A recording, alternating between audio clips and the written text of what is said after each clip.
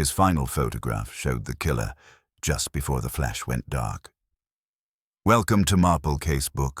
I am your host, Selwyn. Join our circle of sleuths. Drop a comment telling me where you're watching from. Your voices help every mystery come alive. Let's begin. The village of St. Mary Mead had seen its fair share of peculiar happenings, but none quite as baffling as the murder of Julian Rand, a celebrated photographer whose keen eye had captured moments of startling truth, and, as it seemed, his own untimely demise. His body was discovered in his darkroom, the acrid scent of chemicals thick in the air. He lay slumped against a shelf, his camera toppled from his grasp, its strap twisted around his wrist. A single gunshot wound marred his chest, the blood having seeped into the old wooden floorboards, dark and foreboding. There was no sign of forced entry, no weapon in sight, and yet, most curiously, the camera's film had been developed, the last image an eerie self-portrait of the man at the moment of his death. It was, as the local inspector had declared, an impossibility. If Rand had been alone, who had taken the shot? If he had been murdered, where was the gun? The cottage was locked from the inside, the windows latched, and no signs of a struggle were evident. It was a puzzle, one that had the police scratching their heads, and one that, inevitably, reached the keen ears of Miss Jane Marple. When Miss Marple arrived at the scene, the constables barely raised a brow. It was well known that she had an uncanny knack for untangling the most confounding of mysteries, her quiet demeanor concealing a mind sharper than any policeman's intuition. She surveyed the room with an expression of mild curiosity, her gloved hands folded neatly before her. "Such a tragedy," she murmured, glancing at the framed photographs lining the walls, striking black and white images of village life, each frozen moment infused with an unsettling realism.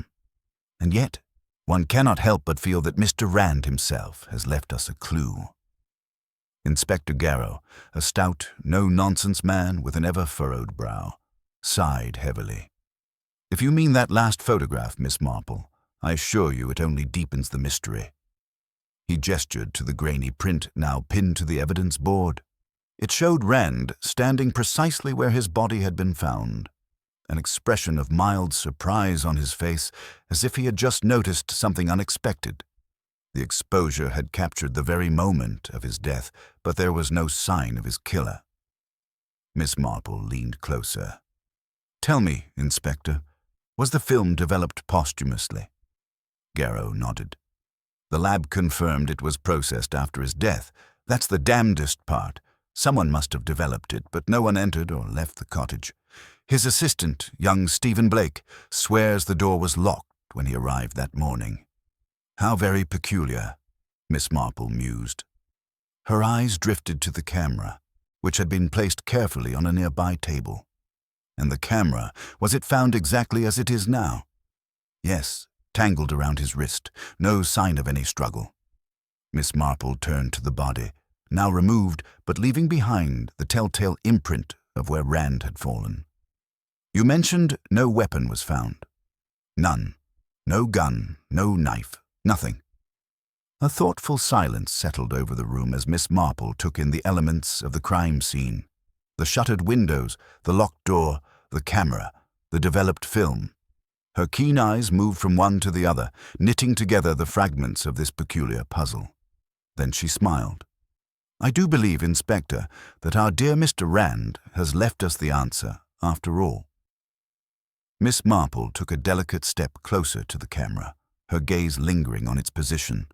Her fingers hovered over the strap before she turned back to Inspector Garrow, her expression as mild as ever. "It's quite unusual, isn't it?" she mused. The inspector, accustomed to her unassuming manner masking razor-sharp deductions, exhaled heavily. "What is?" She gestured toward the camera. "A man in distress, shot in the chest, yet the camera remains looped around his wrist. I should think a sudden trauma like that would cause him to drop it entirely." Garrow frowned. "You believe it was placed there after his death?"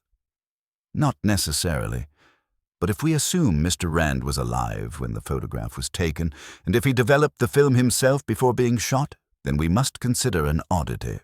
Why does he appear surprised in the image? The inspector scratched his chin. You're suggesting he wasn't expecting the shot, that someone was with him, or that something else occurred in that moment, Miss Marple countered lightly. Tell me, Inspector, have you questioned young Stephen Blake thoroughly? Garrow sighed, signaling to a nearby constable.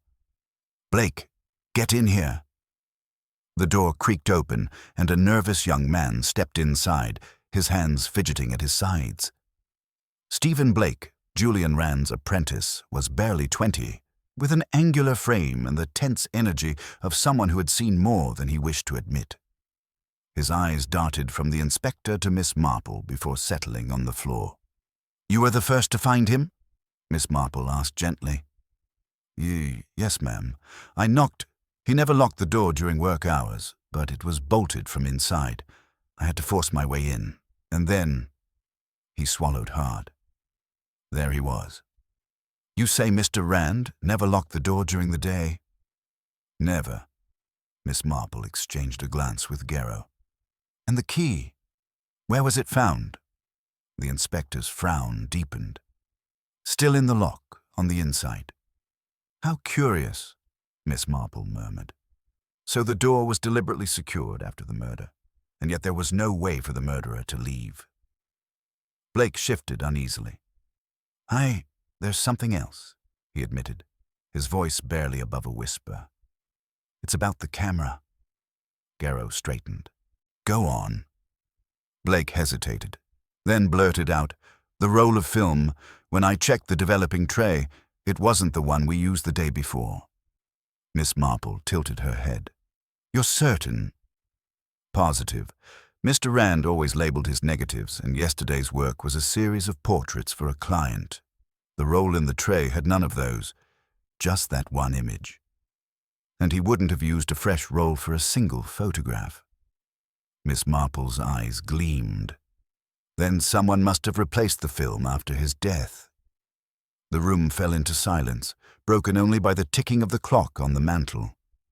Garrow exhaled sharply. That means the killer not only stayed long enough to develop the film, but also removed the original negatives. Why go to such trouble? Miss Marple clasped her hands. Because whatever was on the original roll must have been very important.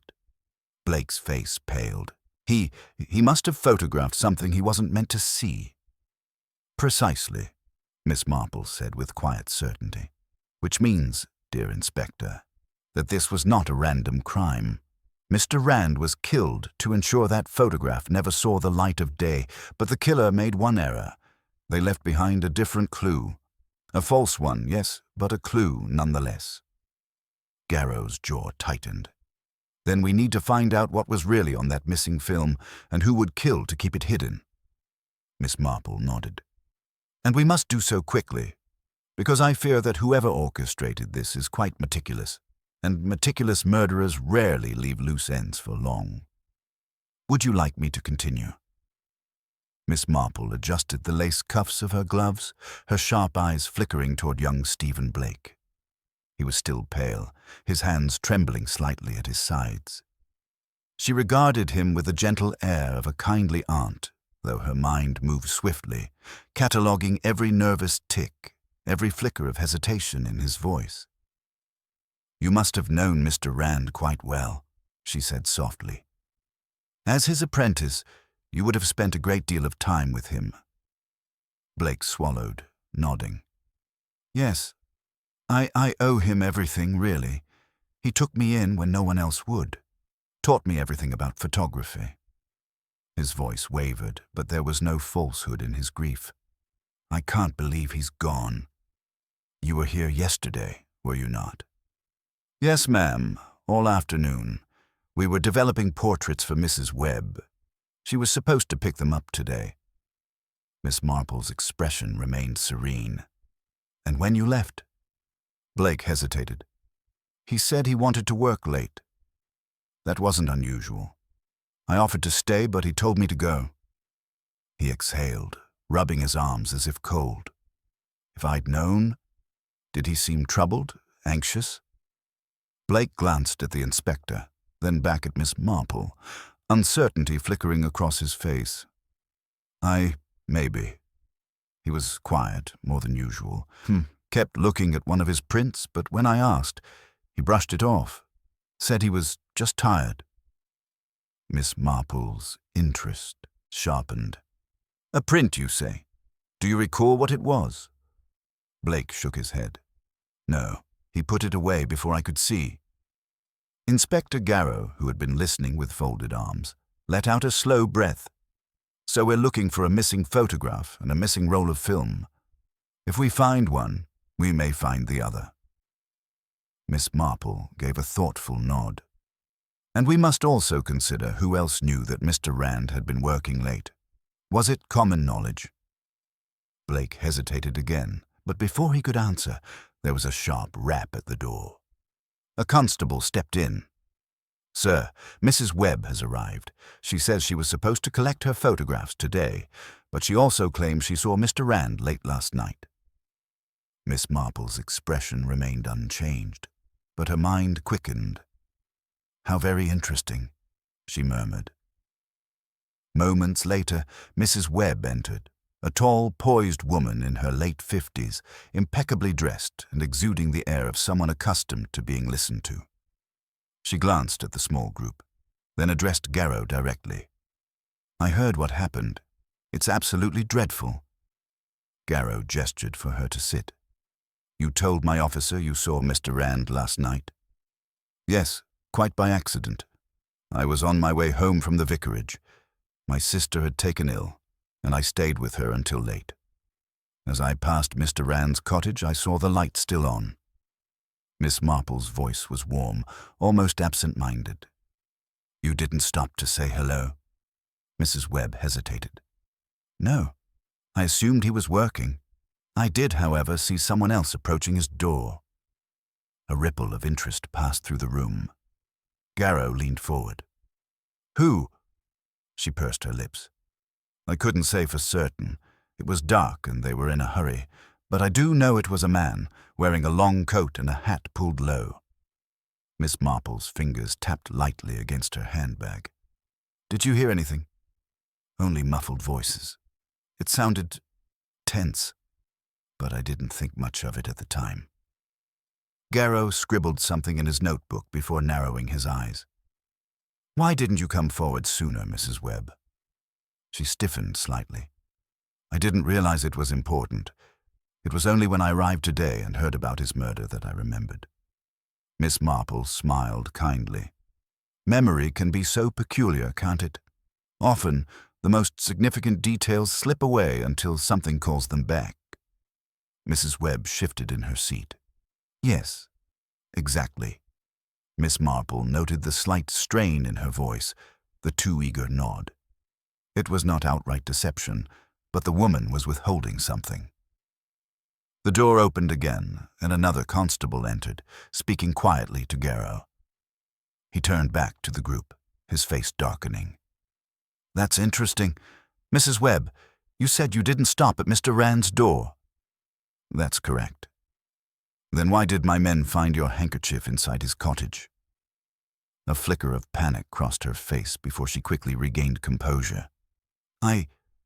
Oh, that must have been from yesterday when I came by for the sitting. I must have dropped it then. Garrow studied her, unconvinced. That remains to be seen. Miss Marple merely observed, her mind weaving together the loose threads of information. Mrs. Webb had seen someone enter Rand's cottage. That much was likely true. But why had she not admitted being inside? Had she returned later and stumbled upon something, or had she been involved in something far more deliberate? Stephen Blake had noticed the wrong film in the developing tray. Someone had switched it, removing what Rand had originally captured. That suggested premeditation, but Mrs. Webb's version of events and her misplaced handkerchief suggested something more impulsive, an unplanned involvement. And then there was the mysterious visitor, a man in a coat and hat seen approaching Rand's door just before his death. If Mrs. Webb had been mistaken in thinking it was one man, or if she had left something out. Miss Marple glanced at her gloved hands, seemingly absorbed in adjusting the fabric. In truth, she was already beginning to see the shape of things, shadows forming where secrets lay buried. The photograph that had vanished held the key, but people's words, their hesitations and half-truths, were painting a picture just as telling. Garrow's voice cut through her thoughts. One thing's for certain, someone here isn't telling us the whole story, and I intend to find out who. Miss Marple gave a small, knowing smile. Oh, I think we shall, Inspector, and much sooner than they might wish. Would you like me to continue? Miss Marple sat quietly, her gloved hands resting lightly on her lap, while Inspector Garrow studied Mrs. Webb with growing suspicion. The woman, though composed, had made a mistake, one that suggested she had been inside Julian Rand's cottage after all. But was she merely an unfortunate witness, caught in circumstances she did not wish to reveal, or was she something more? Before Garrow could press her further, the door swung open again, and a constable stepped in. "Sir, we've spoken to the housekeeper at the old manor. Mr. Geoffrey Phelps was seen leaving his home last night around the time of the murder." At the mention of Geoffrey Phelps, Mrs. Webb stiffened almost imperceptibly, and Miss Marple, ever attuned to such tiny reactions, took note. "Mr. Phelps," Garrow muttered, rubbing his chin. "Rand's patron, wasn't he?" Blake, who had been standing by with his arms folded, nodded. "Yes, he funded a lot of Rand's work, especially his exhibitions in London. But they argued sometimes. Rand wanted to take more artistic risks, and Phelps didn't always approve." Garrow waved a hand. "Let's bring him in." Within minutes, Geoffrey Phelps arrived, a man in his mid-40s with a refined, somewhat weary air. He was dressed impeccably, but there was an unease in his manner as he took a seat opposite the inspector. His eyes flicked toward Mrs. Webb, and there was a moment of quiet tension before he spoke. "I heard about Julian," he said, voice low. "Dreadful business. I came as soon as I could." "Yes, well, it seems you were out late last night, Mr. Phelps," Garrow said, leaning forward. "Where exactly were you?" Phelps hesitated just a second too long. "Walking," he said finally. "I often take walks in the evening. Clears the mind." Miss Marple's expression remained pleasant. "You must have walked quite far to be seen leaving the manor at such an hour." He glanced at her, his gaze assessing before letting out a slow breath. "All right. I went to see Julian. I won't deny it. But I wasn't the only one." Garrow's brows shot up. "Oh, and who else was there?" Phelps turned slightly, his eyes landing on Mrs. Webb. "I saw you, Margaret." A heavy silence fell over the room. Mrs. Webb's fingers twitched in her lap, but she lifted her chin. "I had nothing to do with his death," she said sharply. Miss Marple's voice was gentle. "But you were there." The older woman exhaled, the strength in her posture wilting slightly. "Yes, I went to confront Julian about something personal." "Does this have to do with the missing photograph?" Miss Marple asked. Mrs. Webb's eyes darted toward her. "I don't know what you mean." Miss Marple tilted her head. "I think you do, my dear. You see, Julian Rand was a photographer of exceptional skill, but also of particular honesty. He did not just capture beauty, he captured truth. Sometimes truths that people wished to keep hidden." A flicker of fear crossed Mrs. Webb's face. "You believe Julian took a photograph of something compromising?" Miss Marple smiled faintly. "I believe someone does." Phelps sighed, running a hand down his face. "It's possible. Julian had a habit of taking candid shots, moments people didn't realize had been captured. If someone was desperate enough to keep a particular image from being seen, they might—" He trailed off, shaking his head. Garrow sat back, arms crossed. "So now we have at least 2 people sneaking around Rand's cottage last night, both with personal reasons to speak to him. Convenient, isn't it?" Mrs. Webb's voice was tight. "I swear, when I left, he was alive." Phelps let out a bitter laugh. "So was he when I left." Miss Marple tapped a finger against her handbag. "But the question is, what did you see while you were there? Did either of you notice anything unusual? A visitor, perhaps?" There was a long pause before Mrs. Webb spoke. He was nervous, kept looking at his desk drawer. When I asked him about it, he shut it quickly. I assumed he was hiding something." Miss Marple's eyes twinkled. "How very interesting. A man preoccupied with a particular drawer on the very night of his death." Garrow wasted no time. "Blake, show us the desk." Blake led them into the dark room where Rand had spent his final hours. The desk sat against the far wall, its surface cluttered with papers, film canisters, and a small lamp that had been knocked slightly askew. Garrow yanked the drawer open, rifling through its contents, but Miss Marple remained still, her gaze sweeping across the desk in quiet consideration. Then, ever so lightly, she placed a hand on the edge of the drawer. "This has been forced?" she murmured. Blake's eyes widened. "It wasn't like that yesterday. It opened just fine." Miss Marple nodded. "Then someone, after Mr. Rand's death, came back to take something. Something small enough to fit inside this drawer." Phelps muttered a curse. "The missing photograph." Miss Marple's thoughts moved swiftly, arranging each piece of information in its proper place. Someone had come for that photograph. Someone desperate. Someone careful enough to lock the door behind them. But if Rand had already hidden it away, where had it gone? She turned to Blake. "You were the first to arrive this morning. Did anything seem out of place?" Blake hesitated. "Not really.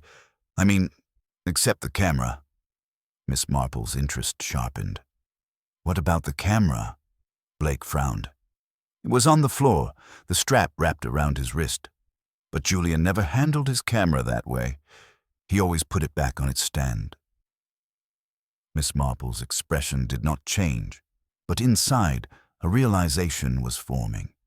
If Rand had hidden something of great value, and if someone had searched for it but found nothing, then perhaps they had overlooked the most obvious place of all. Her voice, when she spoke, was light as a feather.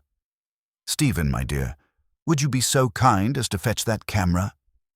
Blake retrieved it quickly, placing it on the desk. Miss Marple studied it, her fingers moving carefully over the familiar weight of the device. Then, as if it were the most natural thing in the world, she pressed a hidden latch along the side. The camera's back popped open, and inside, nestled within the empty compartment where a fresh roll of film should have been, was a single photograph, carefully folded. Garrow sucked in a breath. "Well, I'll be damned." Miss Marple unfolded the photograph with great care. The image, though grainy, was unmistakable. A shadowed figure, caught mid-motion, arm raised, the glint of a revolver in hand. The murderer had been captured in the very act, just as Julian Rand had intended. And now, at last, the final pieces of the puzzle were beginning to fall into place. "Would you like me to continue?" Inspector Garrow straightened, his gaze locked onto the grainy image in Miss Marple's hands. The shadowed figure was blurred, the motion frozen in time, but the intent was unmistakable. Julian Rand had captured the moment his own killer raised a gun against him. "Well, that's it then," Garrow said with finality, taking the photograph. "We have the murderer right here. We just need to identify them." Mrs. Webb let out a sharp breath, her fingers twisting in her lap. Geoffrey Phelps stood rigid, his expression carefully neutral. Stephen Blake, though pale, leaned forward, his voice tight. "Can you make out who it is?" Garrow squinted at the image, then shook his head in frustration. "The light's poor, the angle's off, but we'll run this through our process, get it cleaned up." One thing's certain, the murderer didn't expect to be photographed. Miss Marple tilted her head slightly, a faint, knowing smile touching her lips. Yes, how very interesting indeed. Garrow turned to his constable. Go through Rand's client records, find out who had a reason to silence him, and bring in every man who matches this build. The constable snapped a brisk salute and strode out. Phelps exhaled, rubbing a hand over his face. This is madness. Julian was many things, but he wasn't the type to make enemies like this. Miss Marple's eyes twinkled.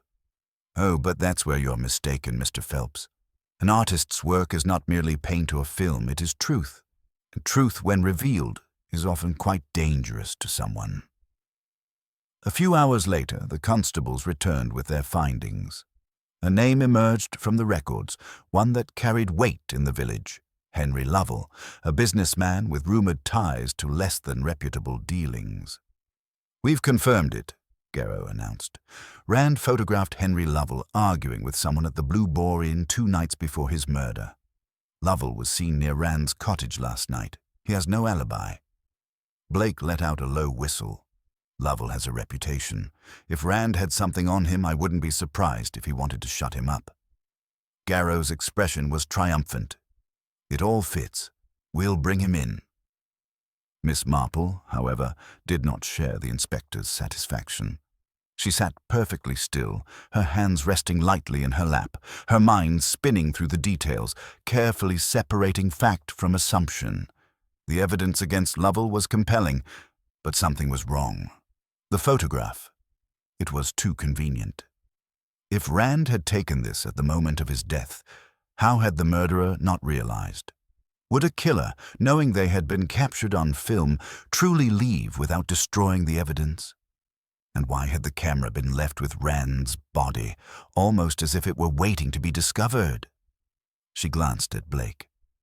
Tell me, my dear, how long does it take for a photograph to be developed? Blake frowned. Well, if you're working quickly, it could take half an hour. But Julian was meticulous. He never rushed. Miss Marple nodded. And yet this photograph was hidden, as if he knew he wouldn't have time to develop it properly. Blake's brow furrowed. You think he hid it before he was killed? She gave a small smile. I think it's quite possible that he intended to develop it later, but never got the chance. Which means he was aware of the danger before the final moment. Garrow crossed his arms. Are you saying Rand knew he was being targeted?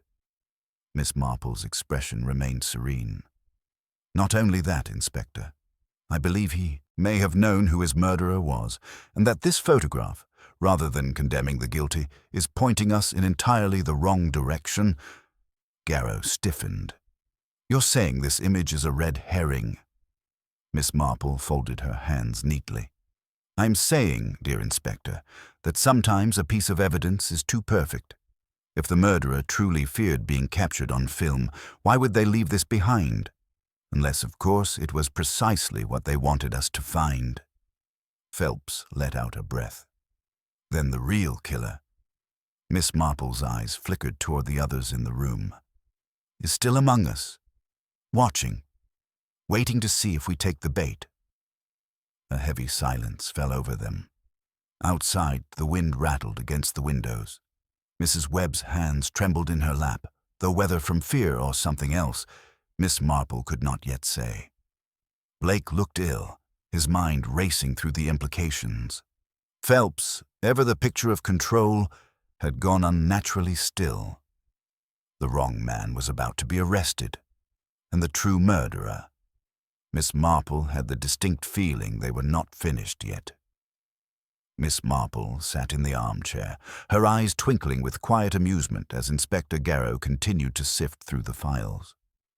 There was an air of finality in the way he handled them, as though believing the past was merely an interesting footnote rather than the very heart of the matter.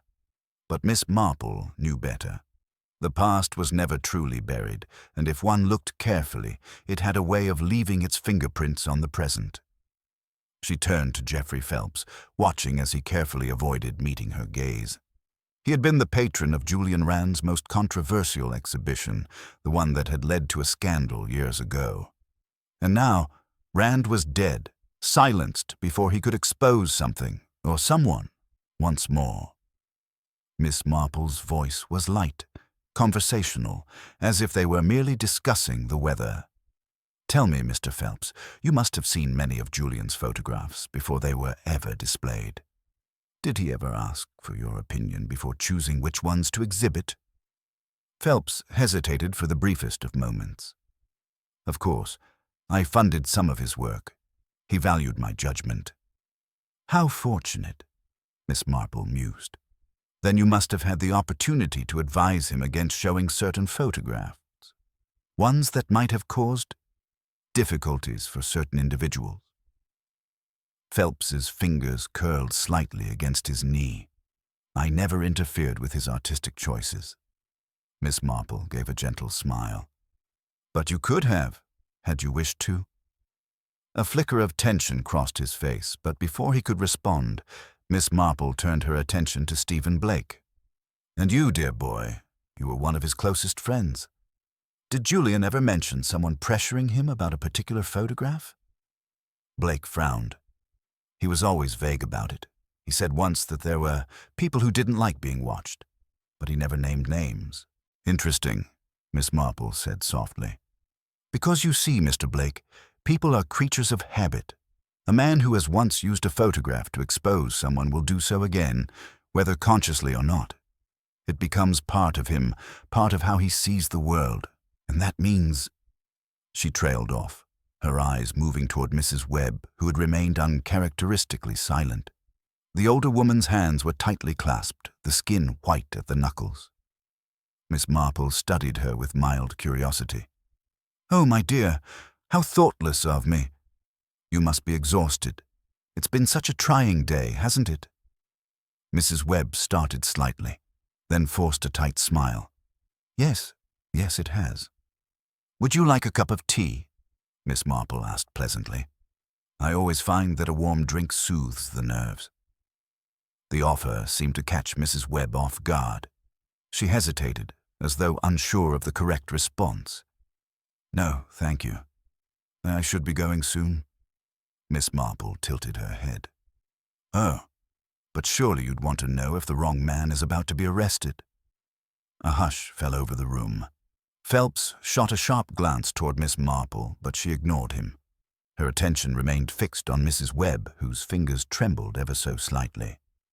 "You see," Miss Marple continued, "there's something I simply cannot reconcile. Julian Rand was a careful man. If he hid a photograph, he must have done so deliberately.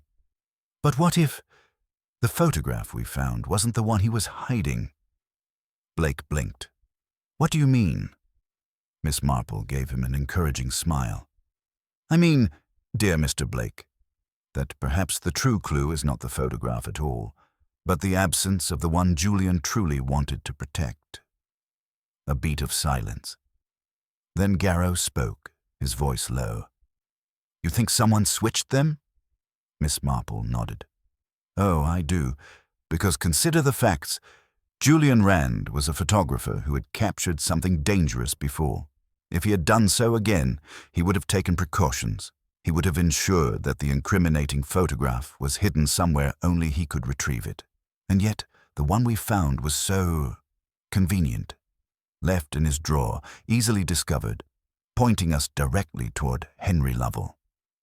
Mrs. Webb shifted in her seat, her breath coming slightly faster.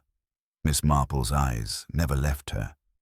"I do wonder, my dear," she said lightly, "why you were so eager to declare Lovell guilty. You seemed relieved almost, as though you believed the danger had passed." Mrs. Webb opened her mouth, then closed it again. She swallowed, her throat moving with difficulty. Garrow's expression darkened. "If the real photograph is missing, someone must have taken it." Miss Marple gave a small nod. "Yes, and that means there is someone in this room who is far more concerned with what Julian Rand saw than with his murder itself." Mrs. Webb exhaled sharply.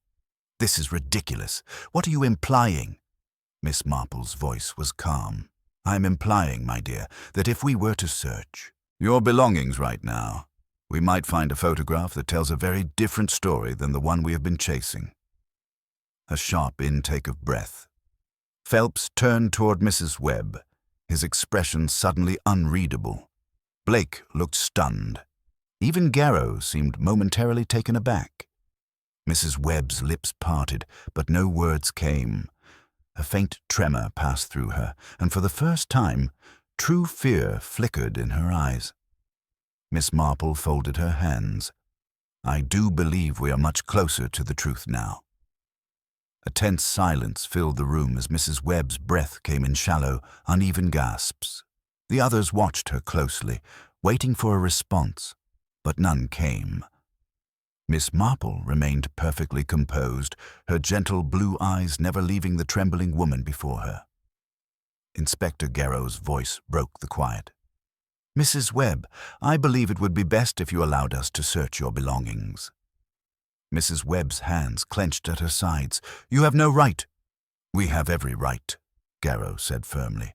"A man has been murdered, and if there is a missing photograph, it is vital evidence." She swallowed hard, her eyes darting toward the door. A fleeting thought, perhaps, of flight. But there was no escape. With slow, reluctant movements, she reached into her handbag and withdrew a small, thick envelope. The paper was creased at the edges, as though it had been handled with shaking fingers. Garrow took it, opening the flap carefully. Inside was a single photograph, and as he pulled it free, a collective breath was drawn. The image was stark, undeniable. It was Julian Rand's signature style. Sharp contrast, painfully clear detail. And at the center of the frame stood Geoffrey Phelps. He was not alone. Beside him was a woman, her face partially turned away, but still recognizable. Younger, yes, but unmistakable. "Mrs. Webb!" The shock was immediate. Phelps stood frozen, his expression unreadable, while Mrs. Webb looked utterly stricken. Blake exhaled sharply, running a hand through his hair. Garrow stared at the image. "What is this?" Mrs. Webb's voice was a whisper. It's from years ago, before my husband died." Miss Marple nodded thoughtfully. "Ah, a scandal that never quite came to light. But Julian captured it, didn't he?" Mrs. Webb closed her eyes for a long moment, then spoke, her voice raw. "I begged him to destroy it. He swore it was never meant to be shown, but when I saw that photograph in the drawer, the one that accused Lovell, I knew something wasn't right. Julian had hidden something else, something far worse. I had to find it before anyone else did." Phelps took a step forward, his voice tight. "You thought I killed him?" She shook her head. "I didn't know what to think. I only knew that if this photograph resurfaced, it would ruin me. Everything I had left would be destroyed." Miss Marple gave her a long, measuring look. "And yet, Mrs. Webb, you did not kill Julian Rand, which means that whoever did is still quite determined to bury the truth." As if on cue, a sudden crash echoed from outside the room.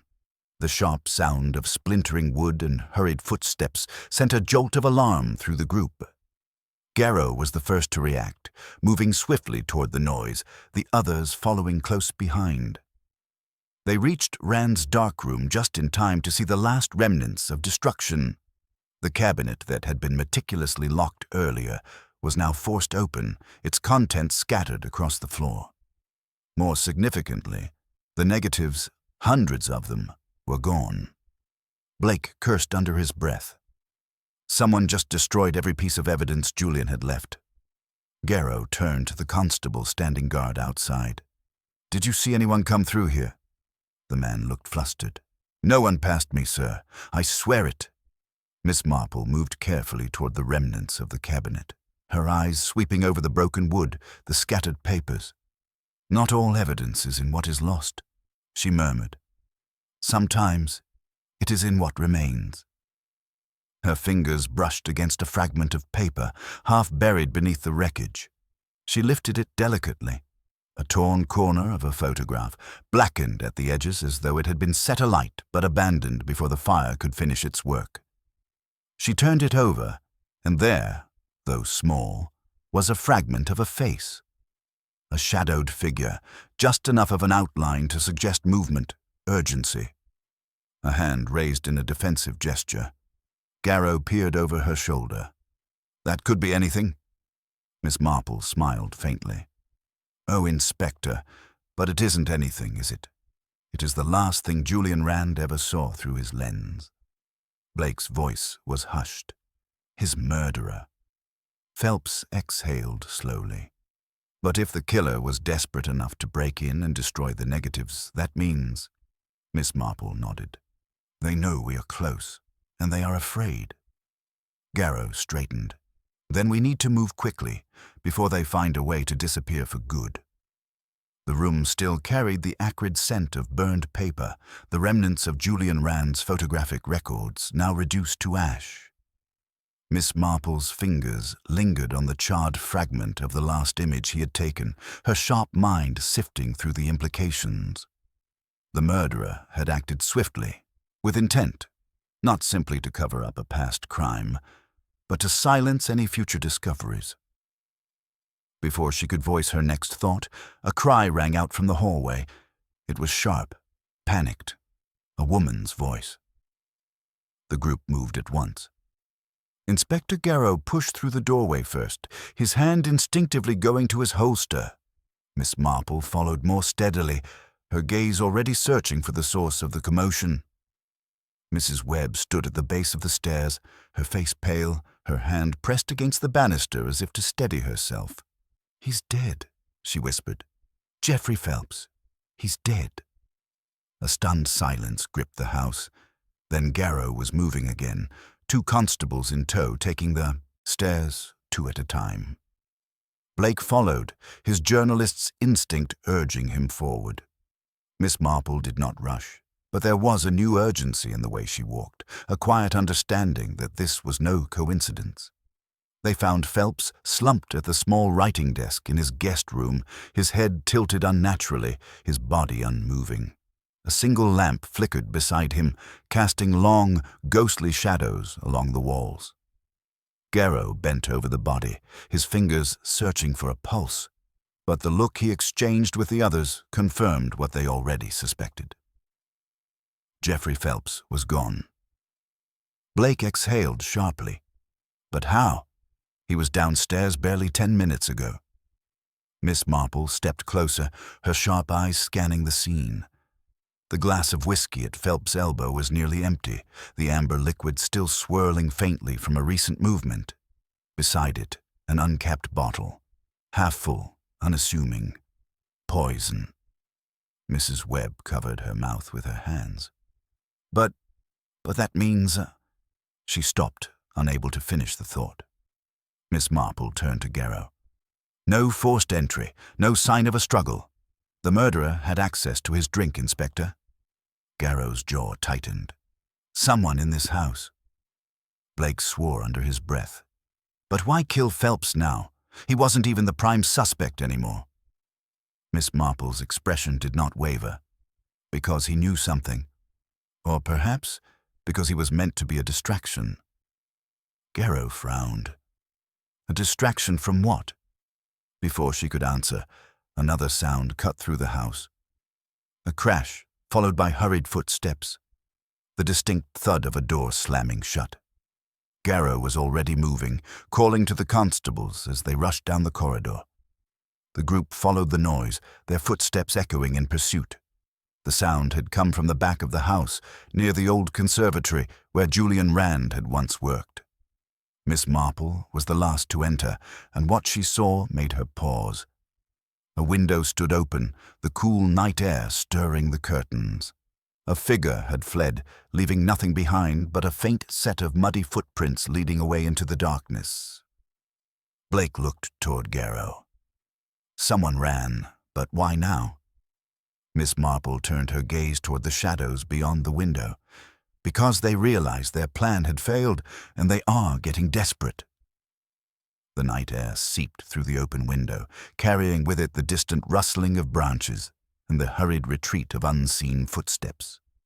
Inspector Garrow leaned out, peering into the darkness, but the figure had already vanished into the thick undergrowth beyond the garden.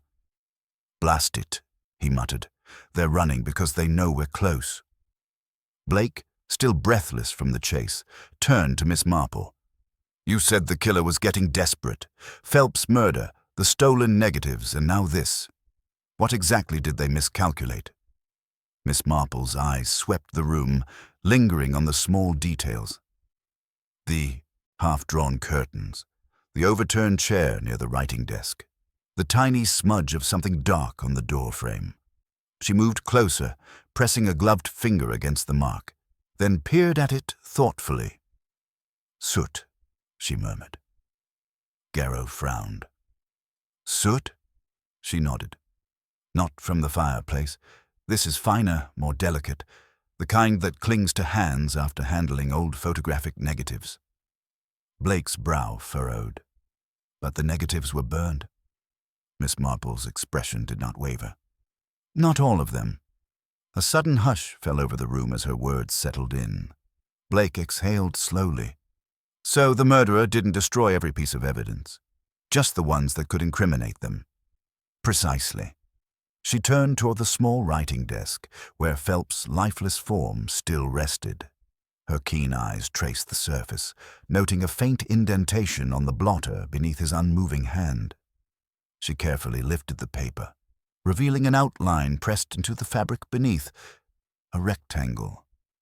Small, like the shape of a photograph. Garrow's eyes darkened. "Phelps had something." Miss Marple nodded.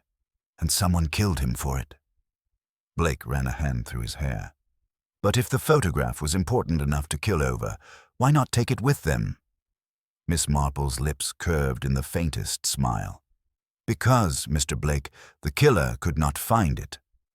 A silence followed, tense with realization. Mrs. Webb let out a slow breath. "You mean, it's still here?"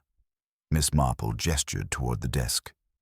"If Phelps realized he was in danger, he would have hidden it, and not in an obvious place." Garrow wasted no time directing the constables to begin searching. They moved methodically, checking beneath the desk, inside the drawers, even feeling along the wooden panels for any secret compartments. Minutes passed with no result. Frustration crept into Garrow's posture, but Miss Marple remained unhurried, her gaze drifting toward the fireplace. Her fingers trailed along the ornate wooden mantel, stopping just short of the small decorative clock perched atop it. She lifted it carefully. It was heavier than expected.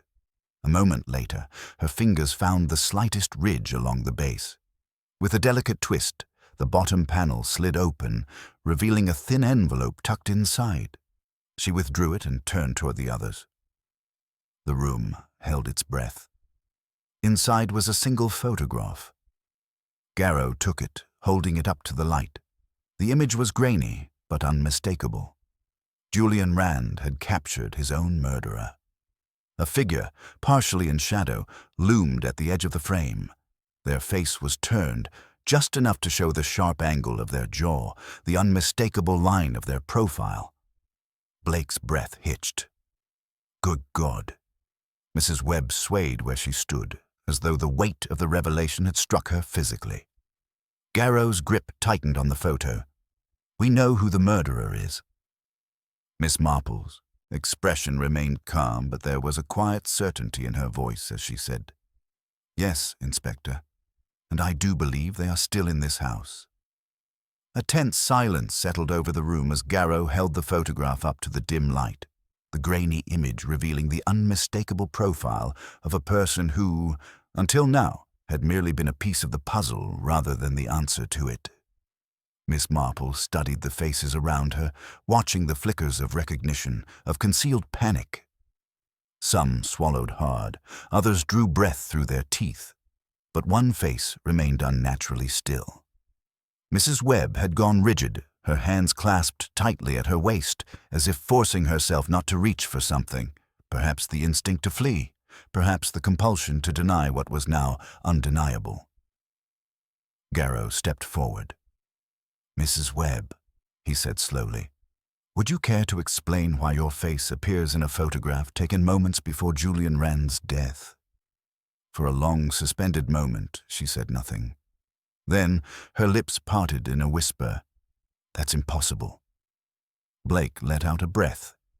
And yet, here you are. Mrs. Webb's fingers twitched at her sides, her normally placid face tightening. No, I was nowhere near Julian Rand that evening. I was in my room. You spoke to me yourself, Inspector. Garrow's voice was firm. We spoke to you after the fact. Plenty of time to compose yourself, to decide on a story. Mrs. Webb turned to Miss Marple. Surely you can't believe this. You of all people know how misleading appearances can be. Miss Marple gave a small, sympathetic nod. Indeed, my dear. But I also know when someone is lying to me. Mrs. Webb's breath caught, her eyes flicking to the photograph, as though she could will it to be something else, someone else. But reality did not bend to wishful thinking. The image was undeniable. She closed her eyes briefly, and when she opened them again, there was something different in her expression, not the defiance of the falsely accused, nor the panic of a trapped animal. It was something colder, something resigned. A strange sort of calm settled over her as she straightened, her voice no longer wavering. Well then, it seems I've been caught. Blake blinked, as if he hadn't expected her to give in so easily. Garrow stiffened, waiting for the next move. But Mrs. Webb did not lunge for an escape. She simply exhaled. You're right, she admitted. I was there that night. I was the last person to see Julian alive. Garrow's fingers tightened around the photograph. And why did you kill him? A small, humorless smile played at her lips. Oh, Inspector, must we be so reductive? You assume I killed him simply because I was there, but have you asked yourself why I was there in the first place? Miss Marple tilted her head slightly, her gaze piercing through the brittle facade Mrs. Webb had so carefully maintained.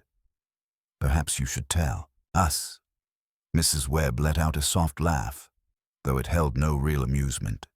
She turned toward the window, gazing out into the darkness as though speaking to someone beyond it. Julian wasn't just a photographer. He was a collector of secrets. Blake frowned. Secrets? She nodded.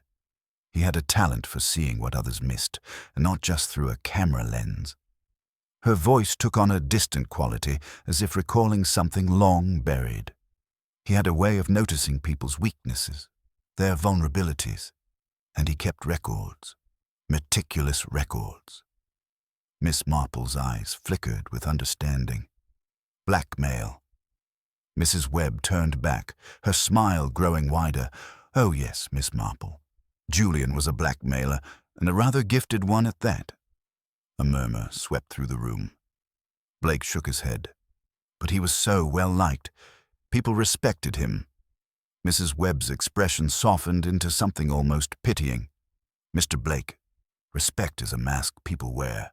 Fear is much more powerful. Garrow cut in. And what secret of yours was he holding over you? For the first time, Mrs. Webb hesitated. A flicker of something crossed her face. Pain, perhaps. Then she sighed. He knew the truth about my husband. A sharp stillness gripped the room. My late husband, Charles Webb, she continued, her voice now quiet. The man people assumed was a kind, gentle soul. He wasn't. He was cruel. He controlled every aspect of my life, and when I finally worked up the courage to leave him, he disappeared. Miss Marple's voice was gentle but probing. Disappeared. Mrs. Webb looked at her, something unreadable in her eyes.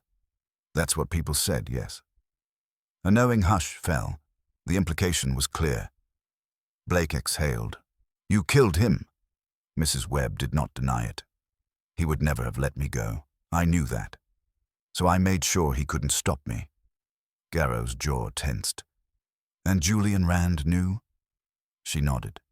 He found out somehow. How, I don't know, but he did. And he kept it in his collection of secrets, waiting for the moment he could use it against me. Blake ran a hand through his hair. So you killed him before he could expose you? Mrs. Webb's lips parted slightly, as though she were about to confirm it. But then she hesitated, and in that hesitation, Miss Marple saw the truth. Mrs. Webb let out a slow breath. "No, I didn't." Garrow's brows furrowed. "But the photograph places me at the scene, yes," she admitted. "But Julian was alive when I left. I went there to reason with him, to beg him not to ruin me." He laughed in my face. "Told me he'd always known I was capable of murder and that soon everyone else would know it too. But I couldn't bring myself to kill him, not even after all he had done." Miss Marple's gaze did not waver. "But someone else did." Mrs. Webb swallowed, nodding. "Yes, and whoever it was, they wanted it to look like me." Garrow took a step forward. "Are you saying you were framed?" A dry chuckle escaped her lips. "Inspector, if I wanted Julian Rand dead, I would not have left a photograph of myself standing in his doorway." Miss Marple's mind worked quickly, the threads of the mystery weaving into a new pattern. "Then the true murderer is still among us." A deep, uneasy silence followed. Blake glanced toward the darkened hallway, where shadows stretched long against the walls. Garrow's voice was grim. "Then we're not done yet." Miss Marple sat in the parlor, her knitting needles clicking softly against each other as she worked the yarn between her fingers. Outside, the evening had settled over St. Mary Mead, casting long shadows across the neatly trimmed hedgerows. But inside, the air was taut with tension, the kind that made even the most composed individuals sit a little straighter, listen a little closer. Inspector Garrow stood by the fireplace, arms folded, his expression unreadable as he observed the assembled guests. Blake was pacing near the window, his face drawn with unease. Mrs. Webb sat stiffly, her hands clasped in her lap, while the others, Mrs. Fielding, young Peter Hammond, and Mr. Cole, watched warily from their seats. No one had been permitted to leave since the photograph had surfaced, since the uncomfortable truth had begun to unravel.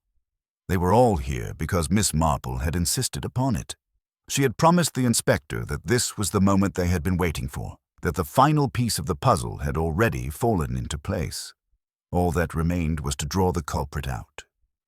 Miss Marple's gaze lifted from her knitting, her blue eyes clear and sharp beneath the soft lines of age. "It is always so interesting, don't you think, how human nature repeats itself?" she mused aloud, her voice mild. "People act in predictable ways, especially when they think they are clever enough to outmaneuver suspicion." Mr. Cole shifted in his seat. "I fail to see the point, Miss Marple. If you know who killed Julian Rand, why not just say it outright instead of playing games?" She gave him a gentle smile. "Patience, Mr. Cole. The truth you see is not always enough. Sometimes one must give the truth an opportunity to be seen." Blake let out an uneasy breath. "You think the killer is here in this room, don't you?" Miss Marple nodded. "Oh, yes, dear. They never left. In fact, they have been rather busy, haven't they? Planting evidence, destroying other pieces of it, ensuring that suspicion landed in the right places. Or rather, the wrong ones." Mrs. Webb stiffened but said nothing. Garrow leaned in. "You're sure?" Miss Marple's hands stilled against the soft wool in her lap. "Quite sure." A pause. Then she sighed. "Mrs. Webb, despite the many ways you have misled us, I do believe you were telling the truth about one thing. You did not kill Julian Rand." Mrs. Webb's mouth parted, slightly in surprise, as though she had expected Miss Marple to finally cast the final stone. "Then who—" Blake began, but Miss Marple lifted a hand, stopping him. "The true murderer," she said, glancing around at the gathered faces, "relied on us seeing the world as they wanted us to see it. A world where Julian Rand's death appeared to be the result of desperation, where Mrs. Webb, a woman with a tragic past, was an easy scapegoat." Her voice softened. "But desperation is a dangerous thing, and it does not always belong to those we expect." She turned her gaze to Peter Hammond. The young man, barely out of his 20s, sat frozen in place, his fingers curled tightly around the armrests of his chair. A bead of sweat glistened near his temple, though the room was cool. "Peter," Miss Marple said gently, You knew about Julian's collection of secrets, didn't you? His Adam's apple bobbed. I don't know what you mean. Miss Marple gave him a patient look. He had something on you, didn't he? Something you could not afford to let become public. Blake took a slow step forward, his eyes narrowing. Is that true, Peter? Peter shook his head quickly. No, that's absurd. Why would I? Miss Marple continued, her tone unwavering. Julian Rand was blackmailing you. Not for money, I think, but for something else. Influence, perhaps. Access. You were his willing accomplice for a time, weren't you? But eventually, you realized that as long as he was alive, he would always have power over you. Peter's breath hitched, but still he remained silent. Miss Marple's voice grew softer. And then you saw an opportunity. When Mrs. Webb left that night, you followed. Perhaps you even watched their meeting from the shadows. You knew she was the perfect candidate for blame. A woman with a past, a woman already trembling at the thought of being exposed. So, once she had gone, you entered Julian Rand's darkroom and ended his life. Peter's fingers twitched, his body stiffening as if preparing for flight. Garrow noticed and subtly shifted his weight, ready to intercept him if necessary. You used the very thing Julian prided himself on, his photographs, against him, Miss Marple continued. You tampered with them, ensured that the most damning evidence pointed to Mrs. Webb, the person who had every reason to want him dead. But you made a mistake, Peter. His breath was shallow now. Whoa, what mistake? Miss Marple smiled. You underestimated me. A beat of silence. Then, all at once, Peter surged to his feet, making a frantic dash for the door, but Garrow was faster. He caught Peter by the arm, yanking him back with a force that sent the young man stumbling. Let me go, Peter shouted, struggling against the inspector's grip. But it was over.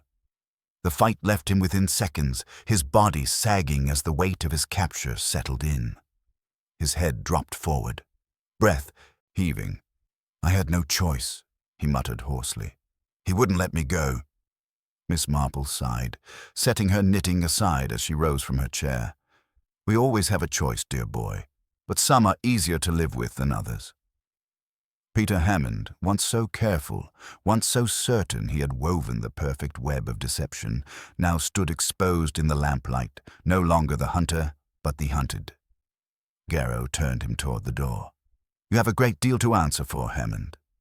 Peter let out a quiet, bitter laugh. Don't I know it? Miss Marple watched them go, her expression unreadable. Then, with a small sigh, she picked up her knitting once more. Outside, the night stretched on, peaceful and undisturbed, as if murder had never touched it at all. Miss Marple sat quietly as the room emptied, her knitting needles once again clicking in the soft lamplight. Inspector Garrow had taken Peter Hammond away, and the remaining guests had drifted out in murmurs of hushed relief. The ordeal was over. Justice had been served. And yet, something in the air remained unsettled. She glanced toward the fireplace, where the embers glowed faintly in the grate.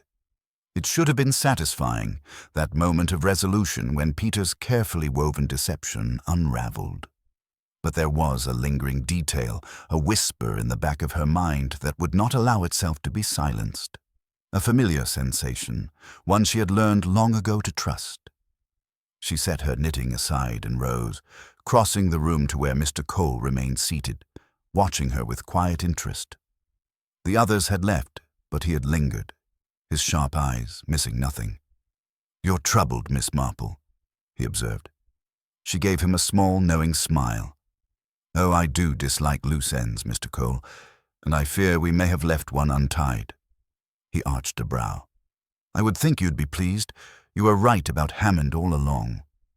Oh, yes, dear Peter, she mused, clasping her hands in front of her, so eager to be rid of Julian Rand's hold over him, so desperate that he was willing to kill. Her gaze flickered toward the darkened hallway. But what if he wasn't acting alone? Mr. Cole frowned. You think he had an accomplice? Miss Marple nodded absently, her mind working through the final pieces. Yes, but not in the way you might expect. You see, Mr. Cole, what has troubled me most is not Peter's guilt, but the ease with which we arrived at it. She turned back to him, her voice growing softer. A murderer who makes a mistake, a slip of the tongue, a nervous reaction. That is natural. But a murderer who allows themselves to be caught so easily. Mr. Cole's expression darkened. You think he wanted to be caught. I think, she murmured, that he was meant to be caught. A silence stretched between them. Miss Marple reached for the teapot, refilling her cup with practiced ease. The evidence pointed too clearly to Peter. The photographs, the stolen negatives, it was all too neat, as though someone had arranged them, nudging us toward the inevitable conclusion. She lifted the cup to her lips, blowing gently at the steam. Someone who wanted Peter Hammond to take the fall. Mr. Cole's fingers tapped against the arm of the chair. But who? If Peter didn't act alone, then who else had reason to want Julian Rand dead? Miss Marple looked up at him, her expression calm yet piercing. Oh, I believe you already know, Mr. Cole. A stillness settled over him. She tilted her head slightly. You were always a quiet observer in all of this. Never too involved, never too distant. You never tried to steer the investigation one way or another. And yet, you stayed tonight when the others left. Mr. Cole's fingers curled slightly against the chair. Are you accusing me, Miss Marple? She smiled, taking another sip of her tea.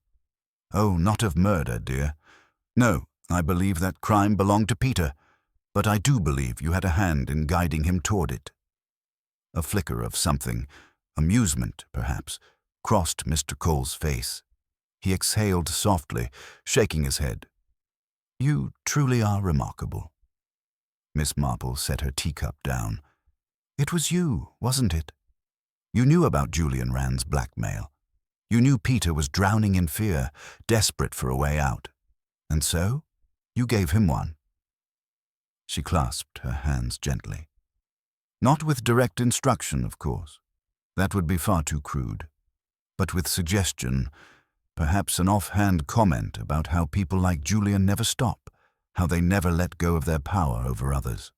Perhaps a reminder that sometimes the only way to truly be free is to remove the source of one's suffering. She sighed. And then you stood back and let events unfold. Mr. Cole leaned forward slightly, his voice quiet. You make it sound so calculated. Miss Marple met his gaze steadily. It was, wasn't it? A long pause. Then, to her surprise, he smiled. A slow, knowing smile.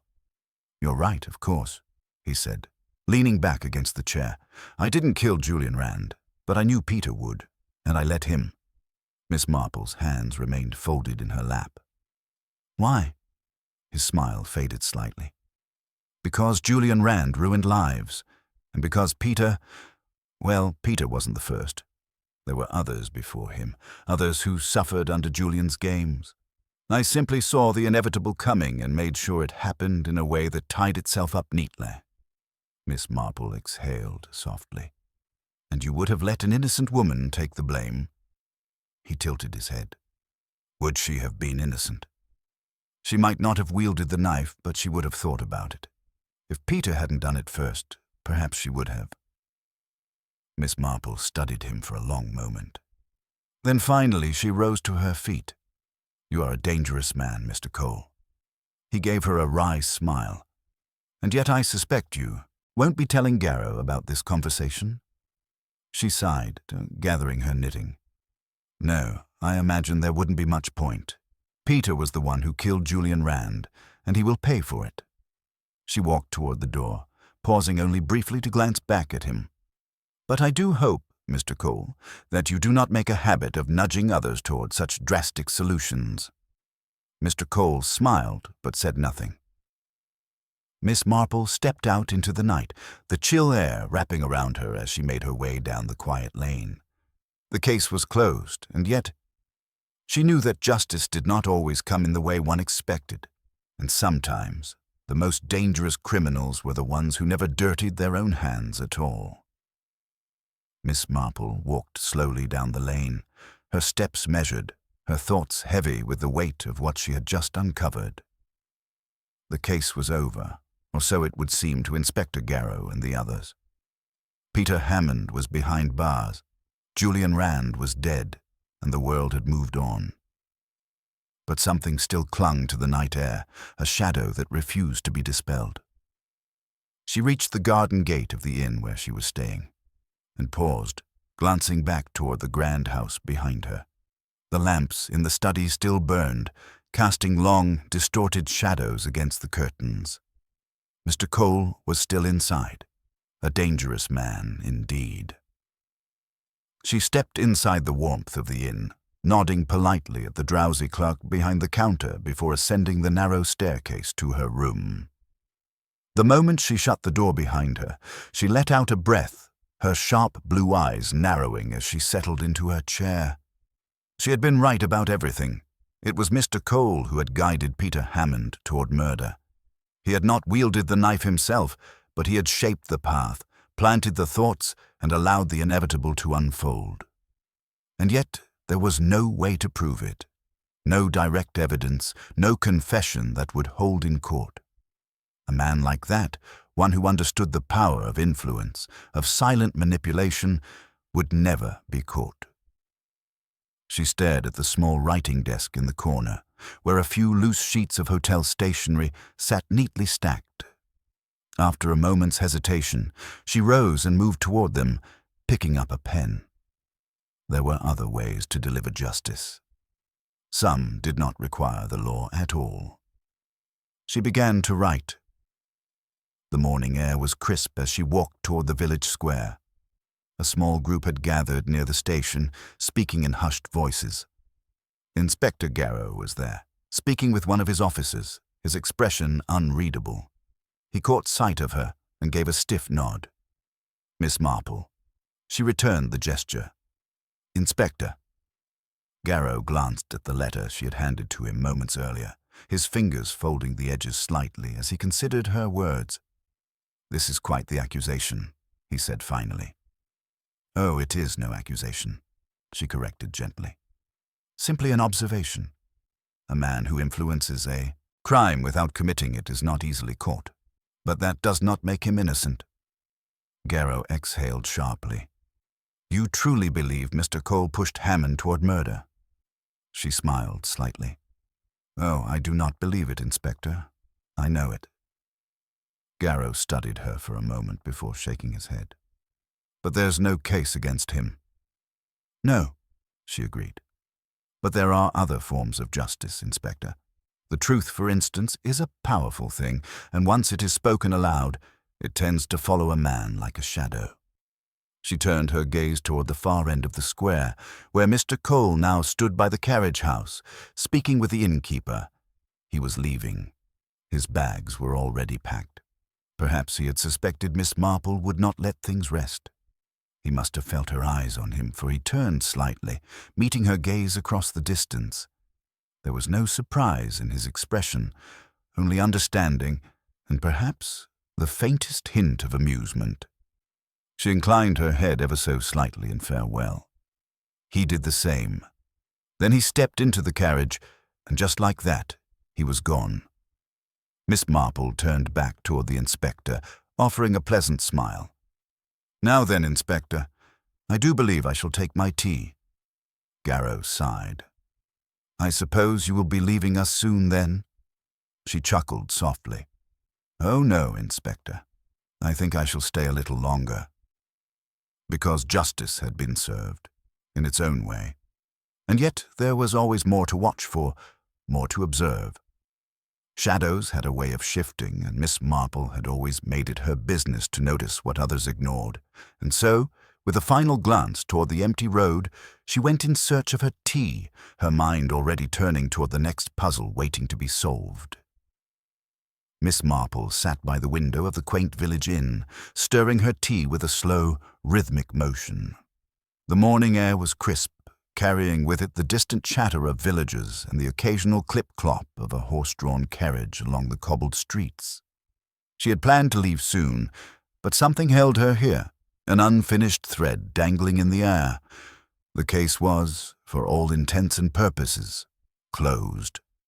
Peter Hammond would stand trial for the murder of Julian Rand. The evidence against him was strong enough to hold, even without the deeper, more insidious truth lurking behind it. And yet, Miss Marple knew the true architect of the crime had departed in that carriage, slipping away with nothing but an exchange of glances, a silent acknowledgement between adversaries. She lifted the teacup to her lips, taking a small sip before setting it back down. A slight frown creased her brow. There was something that still didn't sit quite right. Her gaze drifted to the corner of the room where a newspaper lay folded atop a small wooden table. The headline was bold and decisive. "Arrest made in Rand murder. Justice imminent." Justice. She picked up the paper and unfolded it carefully. The article was thorough, recapping the events as the authorities saw them. The crime, the evidence, the arrest. But it was the final paragraph that caught her eye. Mr. Cole, a longtime friend of the victim, has since left the village, citing business abroad. Authorities have found no evidence linking him to the crime, though he expressed his deepest sympathies for the loss of his dear friend. Her fingers tightened slightly on the edges of the paper. His dear friend. That was it, wasn't it? The one thing that had never quite fit. Cole had claimed to be a friend of Julian Rand, a close confidant. Yet in all her observations, Miss Marple had never once seen a genuine moment of grief from the man. No sorrow, no reminiscing, no mournful glances at the study where his supposed friend had met his end. He had played the part well, too well, and now, with Peter Hammond behind bars, he had left the scene unscathed and untouched. She set the paper down and folded her hands neatly in her lap. A thought struck her then, something subtle yet deeply troubling. Cole had engineered this. Of that she was certain. But why? What did he truly gain from it? Hammond had killed Rand in a fit of desperation, believing he was removing an obstacle. But if that were true, then Cole's motive still remained a mystery, and Miss Marple did not like unresolved mysteries. A voice interrupted her thoughts. "Excuse me, Miss Marple." She glanced up to see Mary Finch, the young maid from the Rand estate, standing hesitantly by the table. The girl's face was pale, her hands twisting nervously in front of her apron. "Why, Mary, whatever is the matter?" Mary hesitated, then lowered her voice. "I didn't know who else to tell. It's probably nothing, but—" She swallowed, darting a glance around the room before leaning in. "Before Mr. Cole left this morning, he asked me to fetch something for him from Mr. Rand's study." Miss Marple's eyes sharpened. "Did he?" Mary nodded. "It was just a book, an old journal of some kind. I didn't think much of it at the time, but then I remembered something." She hesitated again. "Mr. Rand always kept that journal locked away in his desk. He never let anyone touch it." Miss Marple felt a quiet thrill of understanding. "And did you happen to see what was inside, my dear?" Mary shook her head. "No, I just handed it to him. But he seemed pleased, almost relieved, and then he left in such a hurry." Miss Marple smiled, though her mind was already working through the implications. "You were very wise to tell me this, Mary. Thank you." As the girl gave a small curtsy and retreated, Miss Marple turned her gaze once more to the window. Outside, the morning carried on as if nothing had changed. But she knew better. Cole had taken something from that house. Something Rand had kept hidden, something important enough to retrieve even after ensuring his plan had succeeded. The case was closed, yes. But the mystery, that, it seemed, was only just beginning. Miss Marple took another sip of her tea, her expression serene. There would always be another puzzle, another thread to unravel, And she, of course, would be there to see it through to the end.